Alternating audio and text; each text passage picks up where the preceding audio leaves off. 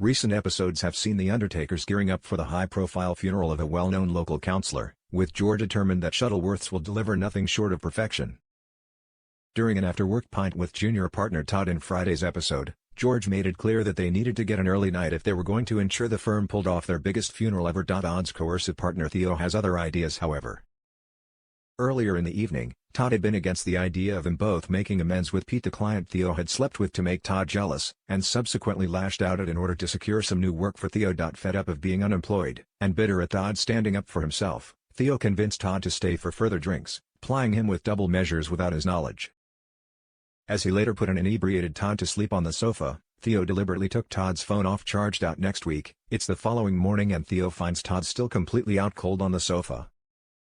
Seeing Todd's white shirts for work ready for ironing, he quietly gathers all of them up and loads them back into the washing machine before heading out. At the undertaker's, George is spiraling because Todd's late and unreachable. With Christina helping him scramble things together, she rushes to the flat and is able to rouse Todd. Todd's horrified to realize his alarm never went off, he's massively late, and every clean white shirt he owns is mid-cycle. George snaps when Todd finally turns up, just as they're about to depart for the ceremony, declaring that Christina is stepping in and Todd is therefore stood down. Todd's outraged as they leave him behind. Theo later urges Todd not to just take it lying down, offering unexpected support that Todd is grateful for, completely unaware that Theo's merely pulling his strings. When George and Christina return, pleased with how smoothly they handled the funeral without him, George lays into Todd again. And this time Todd blows up. Has Theo destroyed things between Todd and George? The next day, Theo makes Todd breakfast, but immediately undercuts him by blaming his unhealthy eating habits for his bad judgment, leaving Todd crushed. When he discovers Theo plans to work with Pete again despite his objections, he fumes, but Theo brushes if someone has to bring in the money. Theo and Pete patch things up, but when Pete admits he's got competition for the contract, Theo instantly invites him to dinner in an attempt to win him over. Todd cooks, expecting a quiet night in, only for Theo to arrive with Pete in tow. Todd's furious that Theo's former one-night stand is now encroaching on their home life, but Theo insists they need to do whatever's necessary to land the deal. The following morning, Theo's all sweetness again as he offers up pastries for breakfast. Todd relaxes a little, until Theo finishes eating and immediately announces they're going for a run to burn off the calories. Todd refuses, saying it'll make him sick, so Theo pointedly goes alone. Out running, Theo bumps into James, who offers to join him. When Todd eventually messages to say he'll come with him after all, Theo coolly replies that he shouldn't bother, he's already got himself a new running buddy. Over in the cafe, when the nursery rings Abby to say Alfie's come down with something, Roy gently suggests that instead of cancelling her counseling session, she should ask Carl to swing by and collect him. Carl isn't exactly thrilled to be picking up the youngster, especially when Alfie refuses to interact with him. But the second Alfie spots Kevin enter the cafe and lights up, Carl doesn't hesitate, he hands Alfie straight over, grateful for the excuse to walk away. A couple of days later, Abby presses Carl about whether he's truly content with the new life they've stepped into, having given up everything to be with him. Carl smooths over her doubts, assuring her he's completely committed.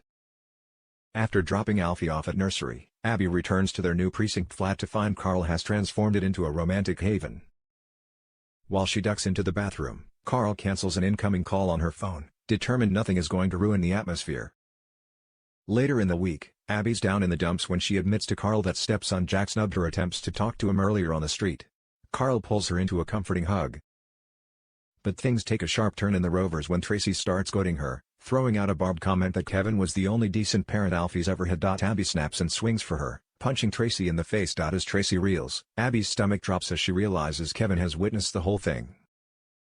Over at number 4, Sally and Tim still aren't seeing eye to eye over his ex-lover Trisha, who she caught Tim looking up on social media this week. After Trisha turned up in Tim's cab a few weeks back, reuniting them for the first time in decades, Sally was horrified to learn that Tim was only 14 years old when he has lost his virginity to Trisha, who had been in her early 20s at the time.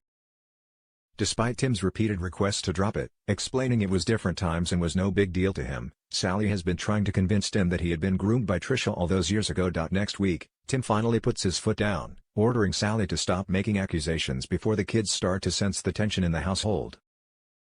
But things take a turn when they head out for lunch with Brody, Joni and Shanice, and spot Trisha dining with a teenage boy. Sally immediately jumps to conclusions, unable to bite her tongue as she heads on over to confront Trisha. As the confused teen, Rory, explains he's actually Trisha's nephew, will Sally swallow her pride and apologize? When Brody goes on to innocently asks about Trisha, Tim's temper snaps, leaving Brody stung by his reaction. Next door in the Swarla household, Carla's, Alice and King, all set to spoil Lisa with a full day of surprises to mark the anniversary of their first kiss. But the day quickly takes an unexpected turn when a police officer turns up at Underworld, asking Carla to come down to the station over an accusation of fraud at the factory. Carla's livid, immediately convinced Lisa's ex-wife Becky is the one stirring trouble. After Kit later confirms that complaint has no basis and she's free to leave, Carla's left seething, and determined to hit back at Becky. A further door along at number 8, David and Shona are still coming to terms with the devastating news that their unborn baby daughter has a mass on her neck. Though doctors have offered termination as an option, Shona is steadfast. She wants to push ahead with a risky exit surgery procedure.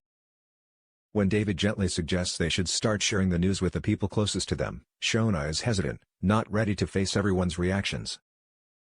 But in the bistro a couple of days later, the pressure of putting on a brave face finally gets to David and he blurts out the truth to Nick, Toya and Bethany, telling them their baby is seriously ill and may not make it.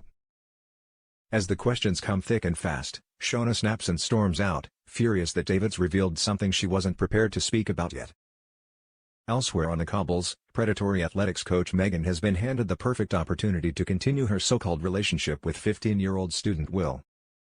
His family, keen not to disrupt his training, has agreed to fund her twice-weekly trips from their old home in Hull to carry on training Will, without realizing exactly what they were enabling. But Megan is already eyeing up taking things to the next level, as she thinks about moving to Weatherfield herself.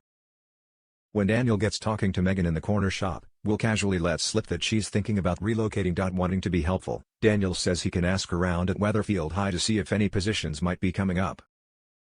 Megan's face lights up at the offer, and she hands over her number so he can update her. Watching the exchange, Will bristles at how easily Megan engages with Daniel, suddenly far less comfortable with someone else getting her attention. Back at the cafe, Roy seems to have formed something of an obsession with looking out for the postman. Even by Roy's standards, his behavior seems strange, and Nina's curiosity finally gets the better of her, as she confronts him about his sudden fixation. What is he expecting?